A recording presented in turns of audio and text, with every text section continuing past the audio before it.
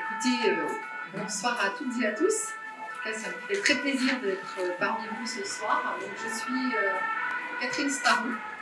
Je suis maire d'une commune du Rhône qui est Bourle, près de Brignais-Saint-Gilles-la-Val, que vous connaissez peut-être. C'est mon premier mandat de maire, mon 4e mandat d'élu. Je suis également vice-présidente de la communauté de communes de la vallée du Gardon et colistière avec Renaud Pfeffer, que je voudrais excuser ce soir, sur la liste Rhône, avec Laurent Wauquiez sur la partie LR.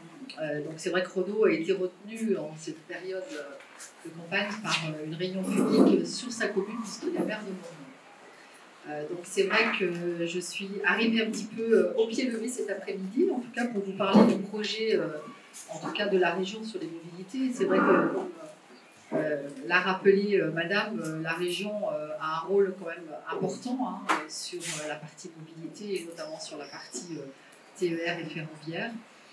Et peut-être pour commencer, il y a quand même un point commun qui nous dit, qui est important, c'est qu'à Bourle, on est concerné par un projet qu'on a évoqué tout à l'heure, qui est celui du tram-train.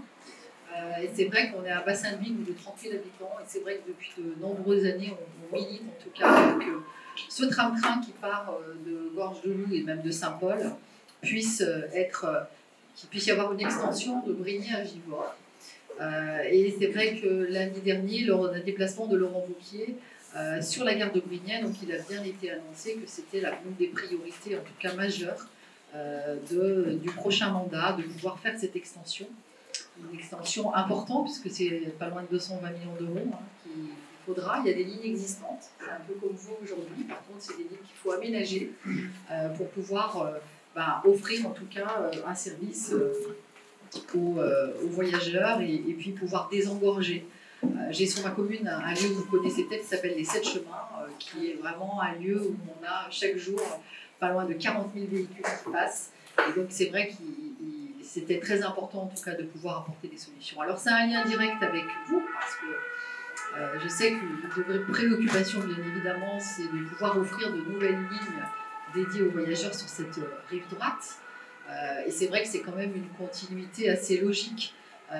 Une fois que ce tram-train sera à Givors, de pouvoir permettre de pouvoir accéder et relier d'autres lignes qui pourraient descendre sur ces côtés rive droite de la vallée. Donc c'est important, c'est vrai que le plan mobilité est très axé sur ce développement de RER, on va dire lyonnais, donc c'est aussi un point majeur. Je crois qu'aujourd'hui le déplacement par les voies ferroviaires est important sur l'écologie.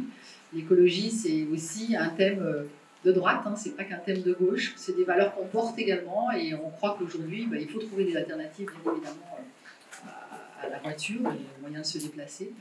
Pour autant, comme vous le savez bien, c'est des projets lourds, c'est des projets compliqués, Madame le sait, au niveau de la métropole. On espère qu'on va évoluer au niveau d'un établissement public qui permettra justement de pouvoir peut-être gérer de manière beaucoup plus concertée tous ces gros projets avec le futur Citral, voilà.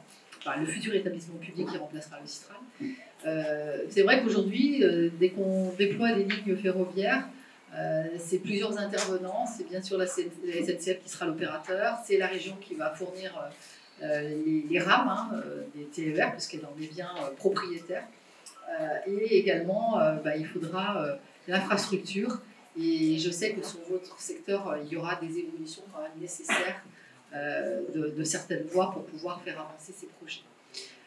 Ensuite, bien évidemment, il y a toujours ce sujet de comment on achemine aujourd'hui les voyageurs. C'est toujours des préoccupations importantes parce que c'est vrai qu'il faut avoir les espaces, le parking, les infrastructures qui vont être liées, des voies dédiées pour aller sur les gares. Et là, je crois que ce qui est important, c'est de rappeler que la région est très proche aujourd'hui du département du Rhône et on a une sorte d'alignement des planètes. Et c'est vrai que le président Guillotot le rappelait d'ailleurs lundi dernier, quand il était en gare de Brignais, c'est que même si cette compétence n'est pas vraiment le cœur de compétence, en tout cas du département, il serait là pour soutenir des projets d'infrastructure, parking, voilà, pour pouvoir aider aussi à ce que ces acheminements auprès des gares se fassent bien. Donc, j'ai envie de dire que pour l'instant, on converge assez bien, et c'est bien parce que pour que les projets avancent, il faut qu'on élève un peu ce débat et ces clivages politiques. Et je pense que voilà, on est quand même tous convaincus de cette nécessité aujourd'hui de faire pousser ces projets, en tout cas de ferroviaire. Voilà. Et puis peut-être revenir un petit peu sur des mobilités douces. Je sais que la région a participé récemment, en tout cas, à un projet qui nous tient tous à cœur. Je fais du vélo et la Via Rona, c'est quelque chose qui est quand même un très très joli projet. Et je crois qu'il y a eu un espace d'aire de repos donc, sur lequel la région a participé récemment sur votre territoire. Voilà, donc c'est aussi promouvoir toutes les mobilités.